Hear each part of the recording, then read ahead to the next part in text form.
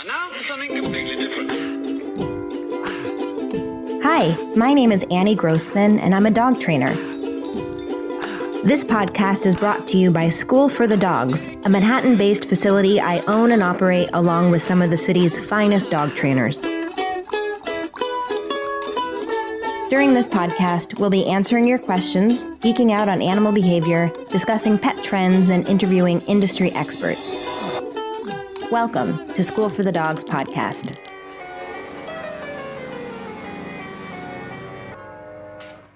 Musical demons set your heart in a dream. Won't you play me some rag? Just take that classical knife to some sweet, beautiful drag. I am here with Rachel Redner. I met Rachel and her husband Matt about 6 years ago when they did a lesson with me with their brand new puppy, Lola, who is this tiny fawn colored, would you say? I would call cream. Cream. Yeah. French bulldog who was just the cutest little like potato of a dog. She has no neck, which adds to her adorableness, I think. And they actually started doing classes when School for the Dogs was located in my apartment, which is where we are right now. In a previous iteration, it was the School for the Dogs classroom.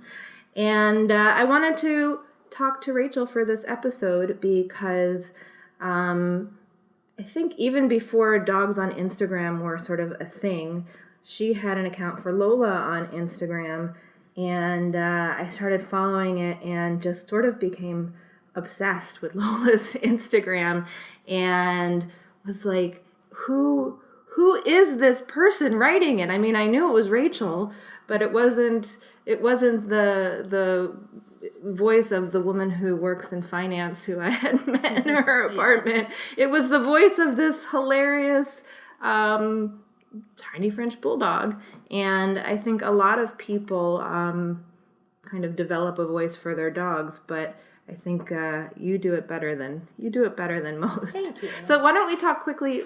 Just tell me about how Lola came into your life. Sure. So my husband and I had different views on a dog in general. I had grown up with a dog, and he grew up in a very animal-free house and was not that interested in the idea of a dog.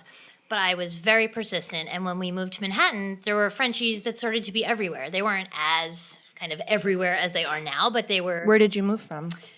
We moved from college. We met in Syracuse, and then we moved to the city. We were both local. We grew up here, but not really in Manhattan. So you don't get that much exposure to all the different breeds of dogs when you're living in the suburbs. So we moved to Manhattan, and we started seeing Frenchies, and I had thought I wanted a beagle. And then I read somewhere one time, and this was all it took me, that beagles are terrible in the city because they just have their nose to the ground, and it's really, really hard to manage that. So I said, okay, let's forget. But we started seeing Frenchies everywhere, and I don't remember if we looked it up or we just talked about it, but we started this obsession that just, kind of grew. And the worst of it was we would follow people with Frenchies around the city. And it's funny because people do that to me now, and it's very, very clear that they're doing it, and we legitimately thought that people did not know that we were doing it. We would send videos to each other, and then at some point we discovered Frenchies on Instagram, and there were a couple that we really fell in love with. We thought we had to have that exact Frenchie from that exact breeder, and a few of them are very close friends now, which is always... Who were some of the ones you were following on Instagram? So the Daily Walter was one of the first Frenchies we followed, and Walter's parents are now some of my best friends in real life, so it's just... I remember the first time we met, we were so starstruck, and now it seems so silly. But there were a couple of dogs that were just so early on Instagram. So for Frenchies, it was Manny the Frenchie, who we don't know personally, but they were very big, and Barkley out in Seattle was very big, very early. And I think that those people that were early movers just still have a naturally way bigger fan base because it was before the concept of a dog account was everywhere. But Walter was really the biggest one that we followed and we talked about, and every post we fawned over, and we tried to figure out what breeder he was from, and we said, okay, we have to have a dog from that breeder, and that evolved over time. And then what ended up happening is I put a deposit down for Lola without telling Matt. because I was scared he would say no, and I just, he was into it, but I didn't think he would want to pull the trigger, so I just put a deposit down, and I said, we're getting a dog, sorry. And that was it. Worked out in the end. Yeah. Still happily married. Still happily married. He grew up in a house without animals, and I think the biggest thing for him was the dog is outside on the sidewalk, and then the dog is inside on my couch, and it was hard for him to reconcile that. And growing up with a dog, I didn't even think twice about it, but I can understand where when you don't grow up with a dog, it's like you wouldn't crawl on the sidewalk and then crawl in your bed without washing your hands. It does require a certain barrier in your mind to get totally. past that. Absolutely. So you got Lola then from the same breeder as No, we didn't. We ended up looking online, and there's tons of breeders out there online. You can pretty quickly tell who's reputable and who's not, just based on a kind of basic search and honestly common sense. And then it takes a while, if you're using a reputable breeder, to wait for a litter that you want, or wait for a spot that you want, or if you want a male or a female, which we didn't know or care about the gender, but we did know we wanted cream just because we liked the look of it. So we ended up waiting, and we wanted, the right time of year for whatever was going on in our lives at that time. So we ended up waiting a couple months, but we found a breeder that was random to us. It didn't come recommended.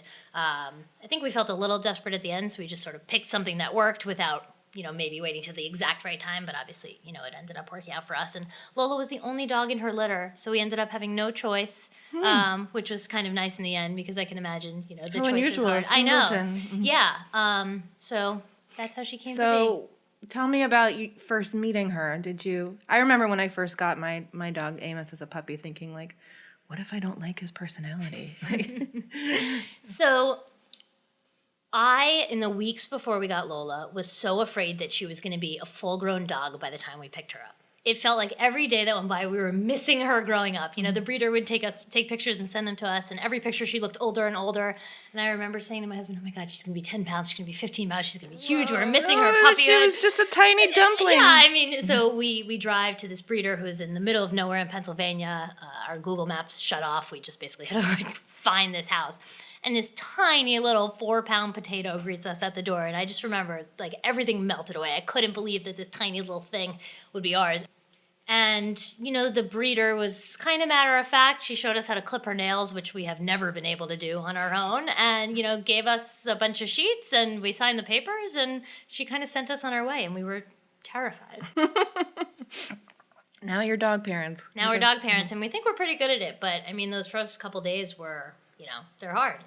I think it's like bringing home an infant. Mm-hmm. And we don't have kids, but my friends with infants will fight that comparison. But it's eat, sleep, poop, be terrified, have no idea what you're doing. It's completely around the clock. There was no time off, and it felt like that for a while. Yeah.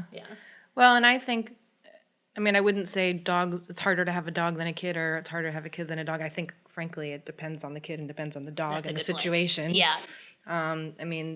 I definitely know people who've had harder times having dogs than people have had having kids, if only because, a dog can seriously injure you, and if something goes wrong, you actually have to consider putting them down, which is never a choice that parents have to consider, fortunately or unfortunately, I don't know.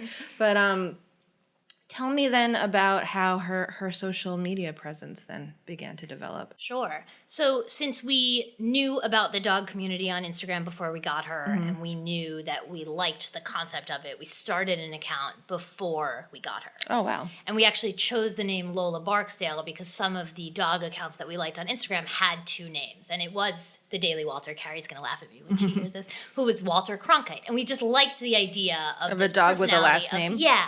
It just, for whatever reason, it just really clicked with us, and we thought it was this cool thing. And Barksdale, is that after The Wire? It is after The Wire. So at that point in time, we had probably just finished our first full viewing of The Wire. We really, really liked it. Matt fought for the name Stringer Bella, which to me was a non-starter. I thought that was really silly. I didn't want something that was kitschy. I wanted something that really made sense, and that was a plausible, actual last name. So there's a couple players in the NFL right now who are named Barksdale. So whenever we see them on TV with the jersey, we're like, oh, that's your uncle. Yeah, exactly. So we knew we wanted a last name, and that just made perfect sense because obviously the bark part made it funny for a dog. And then Lola, we had a couple short names, short-listed names. We practiced saying them. We shouted them across to each other in the apartment. One of them was Olive. We'd say, hey, and, just kind of felt what was right. And we just felt like Lola was right. So we named the account Lola Barksdale. We posted a couple pictures, really bad BlackBerry pictures, before we got her. And then we started it right away. And I did not have a plan. We didn't have a plan that I would be kind of the main photographer, copywriter, community manager, editor, everything. It just sort of evolved that way. And we started... Is it now like 100% you, or like is it like 90-10 It is you and Matt? 95% me. And it's been okay that way. Matt takes some really good photos, but we've actually, I'm sure we'll get into this later, sometimes the best photos don't do the best. But we started it right away, and I think if I went back to those early posts, it probably did not have the same consistent voice that it does now. I'd probably not want to go back to those early posts because of the photo quality and the inconsistency. But what we tried to do at first was just get people to follow us. That was the goal at first, and to meet people, both in real life and on Instagram. So I sort of just played the hashtag game. I didn't really know what I was doing. And I will say that so many people ask me, how did she get a following? What did you do? And what I have to say is that when we were doing this, it was late 2013, Instagram was really different. So it's not possible, I think, to replicate what we did now because it was completely chronological. There was no concept of sponsored posts. There was no selling. There was no stories. It was incredibly different. And the thing about the chronological feed is that it made it really easy to understand what did well and what didn't. And so we could see the impact of a post right away, and we could sort of follow it through the timeline, even without any insights or analytics. You just had a better feel for it. To the uninitiated, at some point, from what I understand, Instagram went from showing things chronologically to showing users things based on popularity or interest, right? Based on popularity and interest, and also what Instagram thinks that you want to see. So I think that it's possible now I might see a post that you did 2 weeks ago. I don't think it goes that far back, but you could certainly see as the top post in your feed a photo that I posted 12 hours ago, or I might post 3 photos that you never see, even if you scroll really far back.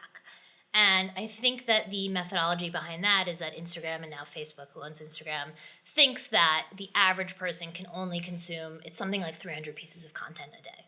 So depending on your scrolling habits and how often you open the app, they show you, don't quote me on this, 300 pieces of content a day. And they decide for you what you want to see. And so how many followers does she have now? So Lola has, I think, 158,000 followers. And what was always the most frustrating thing to me when we moved from chronological to the current setup is that I felt like if somebody explicitly hit follow and wanted to follow Lola, they should see her posts. And it was kind of this thing that I was like, that's not fair. They chose to follow her. It's not fair that they can't see her posts. And, it is what it is, and you sort of learn to deal with it. One of the most interesting stats I saw, I went through a phase of really trying to dig into the algorithm and understand it. I'm sort of over that now because it is what it is. But one of the interesting stats I saw was that over half of Lola's followers follow 2,000 or 3,000 other accounts, which was not something I thought about. So then I said, even if it was chronological, they're covering, they're following thousands of accounts. Who knows how active those accounts are, but we're just this tiny thing in their whole big social media universe. What would you say has driven you? Is it just sort of like a hobby? Is there a goal? Is it just, fun? Yeah. How would you describe it? So we get that question a lot, and I think in the early days the goal was some sort of round number of followers. It was 1,000, it was 10,000, it was 100,000. Now that things are harder, and it's harder to grow followers, and it's harder to figure out what drives engagement, I think that the goal for me is still getting Lola out there. But is it are those milestone numbers, is it because it's just sort of fun to feel like there's a goal? Yeah. It's totally fun. It's fun to have a dog who's famous. It's really fun. It's been great at work. It's a great conversation starter. The most fun thing is when we meet someone, and I try not to outwardly say it. I don't just say, hey, my dog's famous, or they're like, what do you mean your dog's famous? Or hey, my dog's on Instagram. I try to only say it if it comes naturally. But the best thing is to meet somebody or talk to somebody and say, hey, you know, my dog's on Instagram. And they say, oh, you know, I follow this dog, Lola. And then like, oh my God, you're Lola's owner. You know, meeting someone who's a fan who doesn't know that I'm Do you ever get stopped Lola's on the owner. street? All the time. Wow. We get stopped on the street all the time, especially because where we live in Dumbo and Brooklyn is a very specific kind of small area. It's very touristy. So we've heard very often, I don't know if this is true or not, that a lot of tourists who come kind of roam around looking for Lola. But we've run into people very often who are tourists and they're just hanging out in the neighborhood. But there's a decent likelihood you're going to run into Lola if you're there the whole day. Right. You know, I mean, she's out in the neighborhood 4 or 5 times a day for a half hour at a time. So tell me about Lola's like online persona and how that developed. I guess for someone who's never seen her account, doesn't know you, like what would be your you know, elevator pitch description of who she is on Instagram? That's a good question. So Lola discovered unicorns before the rest of the world did. And I think that the concept of that is really apt for her, even though we've tried to evolve it as unicorns have kind of come and gone in, you know, in the zeitgeist. She is super needy, but not in an obnoxious way, kind of in a funny way. She has no idea that she's a dog, but doesn't think she's a human. Like she has this air about herself where she really likes what she likes and she doesn't understand why anything else would be that way. And so we have a couple very specific things. Like she loves the color purple. Wherever she's living at the time. So we used to have a tent. So she had a tent and she had a tent association and she had an interior designer. And you know, it's all completely made up. It's like the stuff of a kind of 4-year-old playtime. You know, she has a cabana outside, so she asked the pool boy for a purple drink and, you know, little things like that. She loves the name Fiona. Yes, she loves the name Fiona. She loves alpacas. I have no idea where that came from. Part of it is just, you know, it's a creative outlet for me. I live in spreadsheets all day long, and I just kind of come up with something sometimes. Yeah. So, for instance, her latest thing for the last year or so is that she's a Floofdragon, which, you know, is nothing. I don't know. I literally just made it up one day, which might be disappointing to people who are like, oh, she's so creative. Where does that come from? And I don't have a great answer for where it comes from. But she had the origin of Floofdragon is Lola had just taken a bath, so she looked a little bit fluffier than she normally does, and she's not a fluffy dog. And I had put this like big fleece sweater on her, and she was just giving me this funny look, and I just said, "Oh, you're being a Floofdragon," and that was just kind of it, you know. And woofles. Woofles for waffles. Also, just just trying to be silly but not stupid, if that makes any sense. Well, I think you've done a really amazing job of creating like a whole character around her that is, I mean, like any character, it comes from you, but it's based on this dog, and I guess it's also based on how you see her. It's sort of some amalgam of it's the hard two to things. tell. Yeah, it's hard to tell if it's me or her, and if it's, if we're kind of combining the two for sure.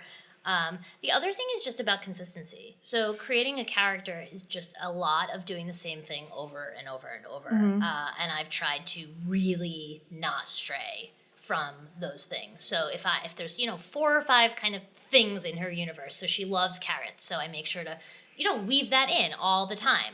So videos of her chewing on carrots are really popular. Pictures where where the caption is about her asking for carrots or talking about carrots. So, I'll do that once a week or once every couple months. Nothing unnatural, but I try to make sure that consistency is there, because that's what develops the character when people don't interact with her every day. But if they see 3 or 4 posts in a row and they all are around the same 2 topics, it starts to embed in people what she's all about. Yeah. Are there other dogs on Instagram that you think are successful as characters? There are a couple accounts I love that I actually do think are doing what Lola does in terms of the very consistent voice and not really breaking that voice, and really having just a few themes that they always go back to. And my favorite is on Twitter. A lot of people have probably heard of it or followed it. It's called dog_feelings. This account is so cute and so funny. So the couple things that they do is the dog, who is actually a golden retriever, is on guard under the fridge watching a Skittle. And so it's kind of his job every night to walk the perimeter of the house and make sure that everyone is safe and then watch the Skittle. So he does that and, kind of reports back that it never moved. The other great thing that they do that took me a couple times to figure out, but Annie, you'll understand this right away, is if something interesting or surprising happens, the dog sets the household alert level to either light gray, medium gray, or dark gray because the dogs are colorblind. So I love that. The dog has a stuffed friend named Sebastian who he takes everywhere, and he likes to show it to all his humans, and he sits and waits while Sebastian is in the washing machine. Oh. So they talk Who about runs that. this account? So I think it's a teenage boy runs this account. From what I can tell, I think it's also the person who's behind We Rate Dogs. I'm not positive, but it's just one person. But again, it's that consistent voice. It's really funny. It's just really endearing. And I think that matters. Is there anything on Facebook as a platform that you pay attention to dog-wise? No. What about really. Instagram? So on Instagram, Do you have feelings about the doggist? I love his photos. I don't know him. We have met a couple times. He photographed Lola once. I think that I don't really have any feelings about it. I think that the photography is great. I love that the dogs are varied. Like, I've actually found out about a lot of breeds from the doggist just because, he writes what the breed is and writes how old the dog is. I love seeing the names of the dogs in the city. That's kind of my only thought on that. Any other accounts that on Instagram that you think are worth mentioning? I guess? No. I'm not going to shout out anybody else. No, everyone has their own sort of feeling and flair, and I've ended up gravitating towards the accounts where I know the adults and the humans, and where those people are important to me and their stories are funny. I really love dogs and kids. I think that's super cute, and so many of the accounts that I follow started when we got Lola when she was a puppy, and as I said, a lot of the humans or the owners didn't have kids, but now over the years they have had kids, and just to watch that interaction is just so cute and sweet. And Frenchies especially seem just really funny with babies because they're bigger than the babies at first, and they're sort of like these little Tonka trucks who don't understand. Lola loves toddlers and will just run over any toddler. I guess she just thinks it's a dog. So I love watching that just in general. I think that's super cute. And who are some of Lola's real life best friends on Instagram? So Lola's best friend is named Phoebe. She is a Maltipoo. So one of Lola's other things is that she really loves doodles or any sort of fluffy puppy, which is true in real life in addition to her character on Instagram. So Phoebe lives down the hall, and the interesting thing about Phoebe is she lives down the hall but on the floor below us. And Lola does not understand the physics of Phoebe living on the floor below us. So yesterday I went to Phoebe's house on the floor below us, and we walked up the stairs. And then Lola immediately goes to the end of the hallway where Phoebe lives, not realizing that we have just walked up the stairs to another floor. And so every day, after every walk out of the elevator, Lola turns the other way towards Phoebe's house, and I have to pick her up and carry her. So that's her current best friend. She has a best friend named... So is Phoebe now famous too, you think, in her own way? I try to showcase Phoebe as much as possible. I'm sure she'll be happy about this shout out. She's like the Rhoda to her Mary Tyler Moore. Yeah, she's super cute, very fluffy, very sweet, just kind of like a rag doll. It's interesting to pick up dogs that are fluffy after holding Lola for all these years, because Lola is what you see is what you get. When she's soaking wet, she looks exactly the same as when she's dry. She's got zero fluff. But then to pick up a fluffy dog and, you kind of feel their bones, and, they weigh 5 pounds or 7 pounds, and Lola's, kind of a tank at 18 pounds, even though she's tiny for a Frenchie. And who else were you going to say? Marlo is the name of Lola's other best Frenchie friend. Is she on Instagram? He's also named after The Wire, actually. Oh, okay. He is on Instagram. They're not very active. But this is an example of somebody that we met on the street. When Lola and Marlo were puppies, they just started playing on the street, and, we kind of introduced ourselves to the owners, and now, they're really close friends of ours, and this is Lola's sort of best playmate. They play together all the time, really, really well. We sort of go over there whenever she needs legitimate exercise, for 45 minutes or so. And now we've got lots of friends in the Frenchie community, so if you guys want to look at hashtag Team Fruit Loop. Oh, right. I remember that. So Fruit Loops was another Lola thing. She likes purple and only liked the purple Fruit Loops. Obviously, she never actually had any Fruit Loops, but, that's all part of the magic. So the first big party we hosted for all of Lola's friends, I actually went to Costco and bought a couple giant-sized boxes of Fruit Loops and separated them. So we had a whole bowl for the humans of purple Fruit Loops, and then we had sort of the reject other colored Fruit Loops. But Team Fruit Loop is the hashtag that we use as a community just to sort of follow each other.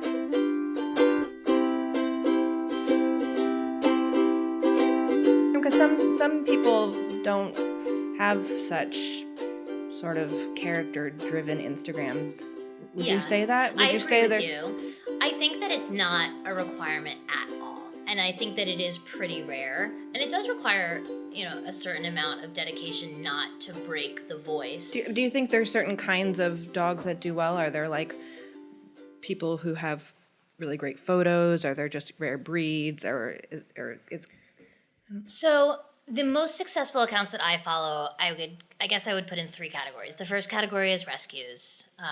Often pit bull accounts. There's a lot of Frenchie accounts that I follow too, but I think that those people have amazing stories to tell, and it's really important to follow accounts like that. And while it's hard sometimes to see those situations, it makes me feel like the internet is a good place, which is, often hard to see in the world. But I mean, when I can give $5 or $10 or $25 or just, follow the story of a person who dedicates their life and their home and their family to, to saving dogs, and not just dogs, we follow a couple bunny rescues and, all sorts of other things. So those accounts do really well, and I think there's probably no voice there. It just changes from day to day and just tells the true story of that family or that person.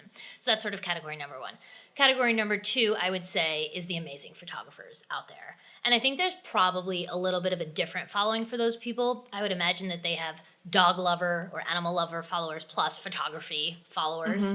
So those accounts, to me, don't usually have a very consistent voice. I mean, they might, but it's about the photography and capturing amazing things. And then there's some gimmicky type of accounts that I think the dog might be super cute, or the captions might be funny sometimes, but it's, there's a dog that's always posing, or a dog that's always eating, or a dog that's always wearing clothes. A dog that is always wearing a bathrobe or laying in bed or doing memes, like things that are a little bit more pop culture-y and posed, and I think intended to gain engagement, which is completely fine.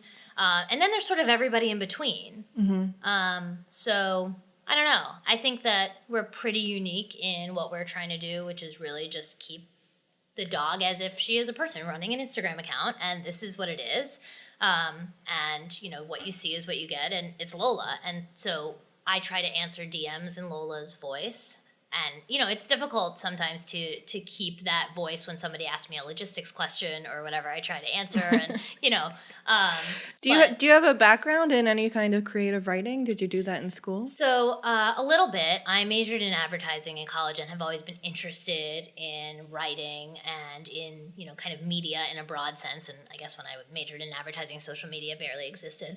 But that's sort of it. I've always been a good writer and enjoyed it. Obviously, writing in kind of 200 characters or whatever was not usually in my cards. And your day job is as? My day job is in finance. I work at Morgan Stanley, and I'm kind of in front of a computer 12 hours a day, crunching numbers and doing financial strategy. So this is a good outlet. I always joke to my friends that I post photos on my bathroom break at work. I just kind of sit in the stall and post my photo of the day. Do you? Yeah, I do.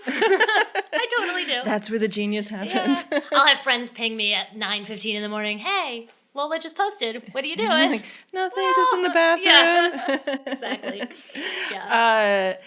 So tell me about opportunities that have come up because of Lola's celebrities. Have there been any? So people always ask about money and assume that we've made a lot of money off of her. So I'm going to leave that on the side for 1 second, and I'll first tell you about the opportunities socially, because I think that's been most important to me. We've met a lot of people in real life, and being in New York, I think obviously helps with that, because so many of these other dogs with accounts are in New York. We've met so many people that are truly, some of my best friends now, and that to me has been the most important exposure. And I see that, running School for the Dogs, that the people who have Frenchies have a much not closer bond. It's a strong community. There is this Frenchie community that's different than all the different breed communities. And I do see a lot of it seems like it stems from Instagram. Yeah, it does. So I don't know what makes that Frenchie community stronger than other communities, but what my husband and I found when we first got Lola and first started meeting people is there was this whole group of people that we never would have met otherwise. We didn't grow up in the same place. We didn't run in the same circles. We didn't work in the same industries, but we were all roughly the same age, kind of mid to late 20s. We were half married, half not. Most had not had kids yet and sort of got a dog, first instead of having a kid. And it was just this group of like-minded people that we really came to like. And what I found is that through meetups and play dates, I started seeing these people a hell of a lot more than I saw, my quote-unquote actual friends. And so they become your community. And that's been the best thing about Instagram for me. In terms of the opportunities with Lola, either to monetize or to gain exposure, I don't have a great success story, and I think it's probably by choice. There are tons and tons and tons of platforms out there that are interested in connecting influencers with brands. There are places where you can just automatically sign up and say, I'm a dog, or I'm 10 years old, or I'm 50 years old, and I'm interested in fitness, or I'm interested in technology, and connect me with any brands.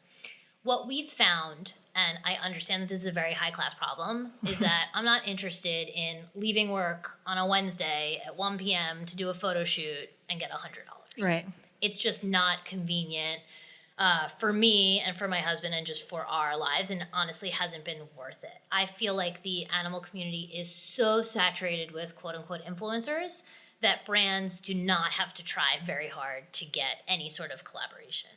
And we've just felt like it just hasn't been worth it. The exposure is not great. Most often brands will pay you literally $100 or $200 max for a post, or they'll send you something and they don't agree to post your photo back. So for me, it was almost free advertising for the brand, whether it's $100 or not to them, that, call that a drop in the bucket. And it it felt like I was compromising my content above anything else.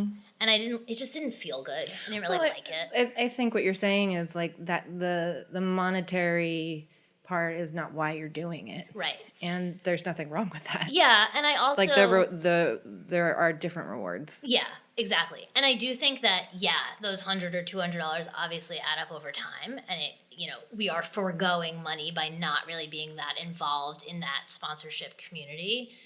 But it didn't work. It didn't work that well. Do you get approached by agencies? We get approached by agencies very, very occasionally. What we do get approached most by is brands directly, most often smaller brands. Tons of brands that, to be honest, seem like they're not real brands. Like, it's a form letter. Maybe not real brands, but it's not a real outreach to an influencer that they care about. It's very clear they're just spamming everybody. And very often it's not a dog-related thing. I'll get approached to sell wine or books or, fine, but it's that, they're very clearly, I looked at your page and I loved your content is the email again. And, that's very clearly not directed towards Lola. And those I don't even respond to. If anyone writes to me and it's very clear that they actually have looked through our feed, I will for sure at least respond to them and talk to them. And most often tell them we're just not interested in partnerships. And I'm not completely uninterested. It just has to be right, and it has to be mutually beneficial or fun. The other thing is, it has to be something that isn't torturing Lola. So, often it's, wearing something she doesn't want to wear or posing in something she doesn't want to do. And I just, I'm not willing to do that. Have you thought about making like a book? A lot of people have asked me to make a book, either just kind of the Instagram posts and, sort of maybe collate them in a way that tells a story, or to write a book. I would absolutely love to write a book. We've had a couple of friends that have done books. It seems to me like they've had varying levels of success. I think to your question earlier, if we were to do it, we'd have to really think about why we were doing it. And is it to get her out there? Is it to try to make money? Is it just for fun? It just seems like a lot of work to do it right. And, I would want to do it right. We'd have to think about if we wanted to do it illustrated or, how it would look. And I would just want to make sure that we didn't feel disappointed at the end, that we spent a lot of time and didn't do it. But yeah, that would be so much fun.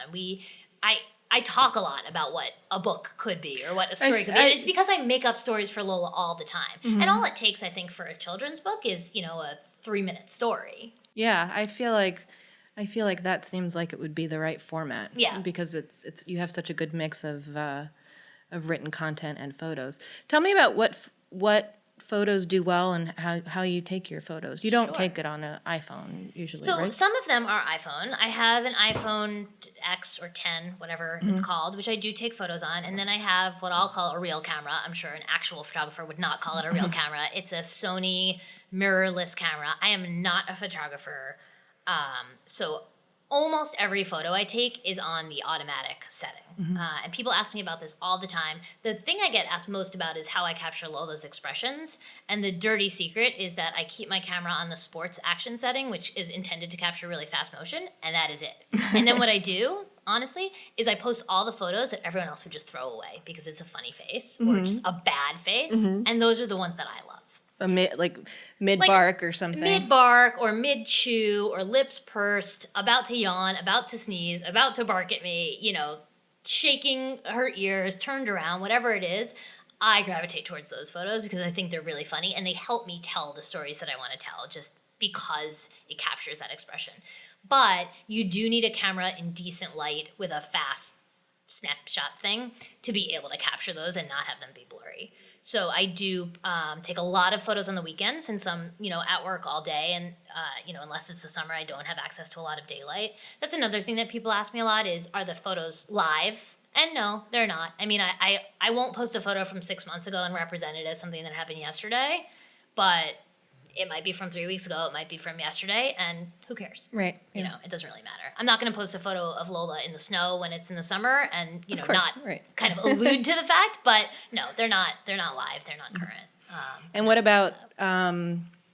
about stories versus your feed? Do you work as hard at each or not so much? That's a good question. So stories are definitely the biggest opportunity for me to spend more time on if I kind of made the time or chose to make the time. I think that some of the people I follow, not necessarily dog accounts, but accounts that I follow just on my own feed, very often either artists or interior designers have these really cool curated stories where I'm pretty sure they use other apps to create, backgrounds or borders and filters, and everything looks really good. I don't spend the time to do that. What I like to do in stories is actually keep it live. And just whatever we're doing at that moment in time, it's almost always sitting on the floor in the living room, chewing on something or, having a snack. But that's what I use stories for. And I also use it as an opportunity to just not have polished photos. I kind of don't care. And I think most people don't about the quality of stories nearly as much as I do about the quality of posts. I do think it's really interesting that Lola's stories on average get, I think, 5,000 or 6,000 views. And her posts also get, about 5,000 or 6,000 likes, but certainly they reach a lot more people. So stories do have a good amount of reach. And I've said that to brands often when they've approached me and asked me to post, a story or a still post. And I've just said, just by the way, I'm trying to be helpful, that I think stories actually do better and people do see them more. Yeah. And we do get a lot of actions on our stories, whether it's people sharing them with others or, responding. I don't do a lot of the polls or questions. I could do more of those things. Have you encountered any bumps, any people trolling you, any criticism from people you know or don't know? That's a great question. I try very hard to avoid posting content that will get me trolled. And so no is the answer. I have very, very few experiences with people being mean, but that is because I try to be hyper aware of it. So people like my parents disagree with this strategy, but I am incredibly secular, incredibly non-political. I don't post a picture with Lola eating something that I know somebody's going to have a problem with. I just am not interested in dealing with that. And I don't have the type of personality that I would feel like I had to reply. I just don't care.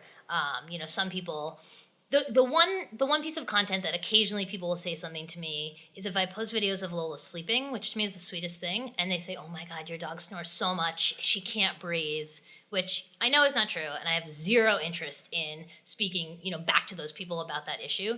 But in general, I do try hard to keep it as non-controversial as possible. And that might be a controversy sort of in and of itself. I mean, I think especially around politics, it's hard sometimes because I know I have this voice and I have this platform that I could express my own personal views, but I've just chosen absolutely not to. Well, it's almost like, I'm not a 12-year-old girl, and your content totally appeals to me. But I almost feel like your audience is like a 12-year-old girl. You know what I mean? Yeah. Which is like, how can you disagree with something that a kid would just find delight in? And that's what I try to do. I try to keep it always, not always light, but, out of controversy and sort of out of politics. Well, really. I think if you're putting something on social media, that's a wise thing to do, so you don't waste your time in the mud. Have you encountered people that you know or your family who are like, why are you devoting your time to this? That's interesting. When I encounter someone who doesn't have any idea that people put their dogs on Instagram, it is very hard for them to understand what I do and what I'm talking about. And those people are fewer and further between than they have been in the past. But certainly 2 or 3 years ago, I remember seeing a friend at a wedding who I kind of grew up with but have lost touch with. And she asked me what I was doing, and I told her about Lola's Instagram. She said she just did not comprehend what I was saying, that I had a dog on Instagram that had their own account, and it was just this completely foreign concept. But otherwise, I think people do understand it. I try not to spend too much time on it, but, you end up spending a decent amount of time, and I think it does take a lot of effort to maintain a following and to maintain a community. And that's the other thing I tell people when they ask me, sort of how we do it or for advice. And I say, you have to put in the time. You can't just post a cute photo and go away. You have to reciprocate. You have to comment on people's photos, and it has to be a real comment. If you're just, copying and pasting some stupid comment over and over, that's not going to get you anywhere. It's, it's kind of like real life. You have to put in the effort to genuinely build relationships. And if you don't want to do it, that's fine, don't do it, but don't expect all of a sudden, your dog to get 20,000 extra followers on Instagram. It's just not going to happen that way. So what's next for you or for the account? Could you see going into some kind of social media thing full time or? No, I don't think so. I like my job. I like finance. I like this as an outlet. I certainly couldn't pay the rent if I went into social media full time, I think.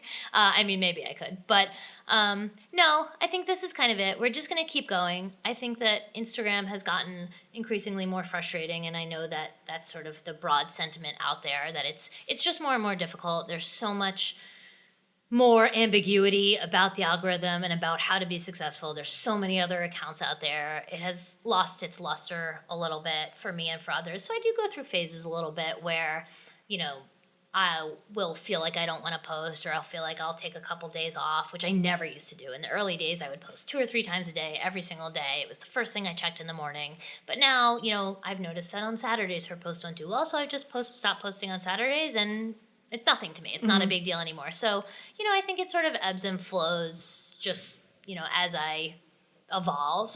But I don't have any broader goals in this. It's a lot of fun. Maybe if there's a new social media platform out there, we would experiment with it. But it would be funny if you created an entirely new character around her.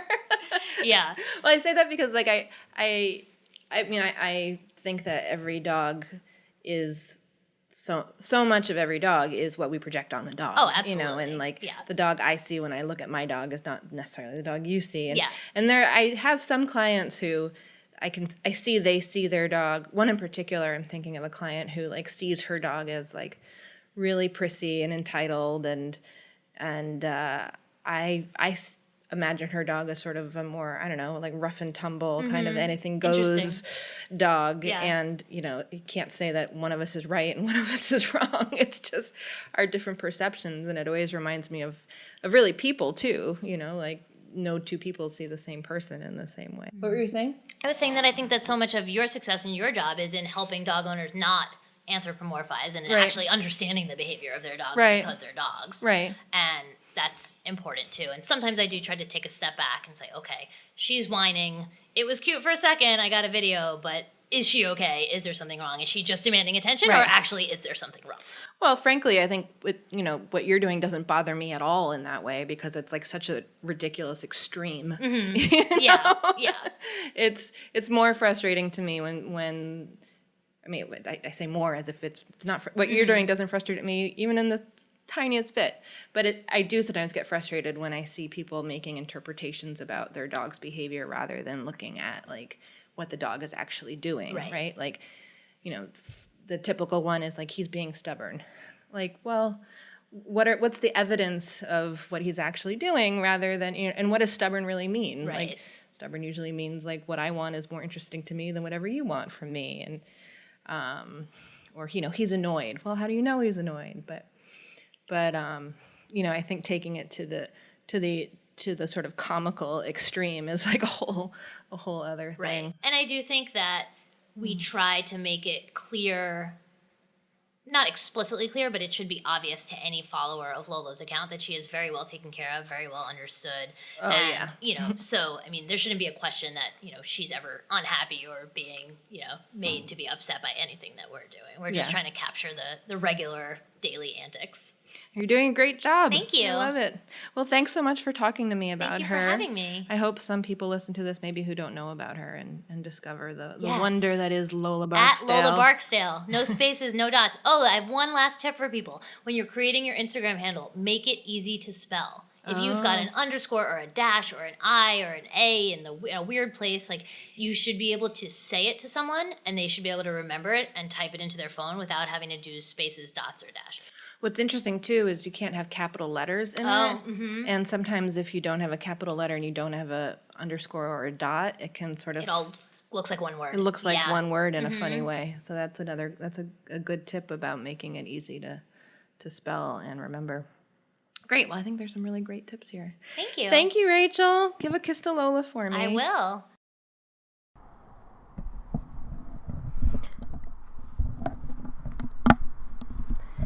Our woof shout out this week goes to Suki. If you've been listening to this podcast for any amount of time, you might have heard me mention Suki before. She is a sweet French bulldog, also cream colored, who's been fostered by two of our clients, Michelle and Sahu, who are owners of Bucky, the Frenchie, for over a year. They've been trying to find her the perfect home, and it seems like they maybe just found her the right place. I'm going to read this from Bucky's Foster Crew, the Instagram account where they have chronicled their experience fostering sweet Suki. They wrote, this was 2 days ago, they wrote, "The day has come where our sweet misunderstood Suki has found her forever family. Today, Suki is officially adopted. It's been a long road, over a year, and we would sincerely like to thank everyone for their support. It's never an easy day for us. Adoption day is always filled with happiness, anxiety, and sadness. But we know it's the right home for Suki. She will be in a home with a fenced-in backyard and have someone home with her most days of the week. She won't have to deal with any of the triggers that fill her with anxiety and dread, the triggers that lead her to lash out and nip at what makes her uncomfortable. She will get to be a regular dog who can sit atop a couch, staring out the window, barking at any squirrels who dare come too close to her front lawn. We are thrilled for her. She has an enormous amount of love to give, and she has finally found a family to give it to. Congrats, Suki. We love you." Isn't that sweet? So I'm so hopeful that things are going to work out for Suki in her new home. You can go to the hashtag Suki is adopted. That's SUKI is adopted to see some posts about her and her new home. And big thumbs up to Sahu and Michelle for just being such incredible foster parents. And now they're going to be able to open up their home to a new dog. Although I wonder if maybe they need a rest after having had this particular foster dog for so long and given her so much love and attention. And our fun dog fact of the day, up until the late 1800s, French bulldogs actually had two kinds of ears. They had, some of them had the kind of bat ears that we know and love today, but many of them had what's called rose-shaped ears, which are kind of like crinkly ears that fold backwards so that you can sort of see part of the inner ear. And the rose-shaped ear was the more common ear, I believe, in Europe. But Americans did not like it. American breeders insisted that the standing up bat ears were the only kind of ears a French bulldog should have. And this led to American breeders actually protesting that the famous Westminster Dog Show was allowing these rose-eared French bulldogs in their show. So the American breeders started their own show and their own club, the French Bulldog Club of America. They had their first show in 1898 at the Waldorf Astoria. And ever since then, at least in America, French bulldogs have had upright ears. Special thanks to Alex Chris for producing this podcast, and to Jazz Banjo Rex, who can be found on YouTube for his version of the Gershwin song on the ukulele, Play a Simple Melody. Thanks so much for listening. You can support School for the Dogs podcast by telling your friends about it, leaving a review, or shopping in our online store. You can learn more about us and sign up to get lots of free training resources when you visit us online at schoolforthedogs.com.